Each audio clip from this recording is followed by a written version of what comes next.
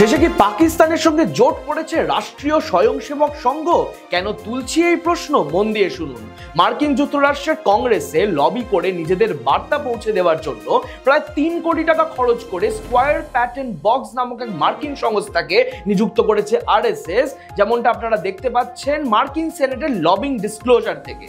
কিন্তু এই square pattern box সংস্থা শুধু আরএসএস এর কথা মার্কিন সরকারের কানে পৌঁছে দেবে না, তারা দীর্ঘদিন ধরে পাকিস্তান সরকারের জন্য আমেরিকায় লবিং করে যাচ্ছে। অর্থাৎ একই সংস্থা একই সঙ্গে আরএসএস এবং পাকিস্তানের জন্য কাজ করবে মার্কিন সরকারের সঙ্গে। বুঝতে পারছেন তাহলে কোথা থেকে দেশের গোপন তথ্য লিক হতে পারে? মনে রাখবেন, যুক্তরাষ্ট্রের স্কোয়ার প্যাটার্ন বক্সের মতো হাজারো সংস্থা রয়েছে, কিন্তু আরএসএস ইচ্ছাকৃতভাবে সেই সংস্থাকে নিযুক্ত করেছে যারা পাকিস্তান সরকারের সঙ্গে কাজ করে। এই দিকে নজর রাখবো আমি, শুভম গাঙ্গুলি, আর আপনারা দেখতে থাকুন দৃষ্টিভঙ্গি।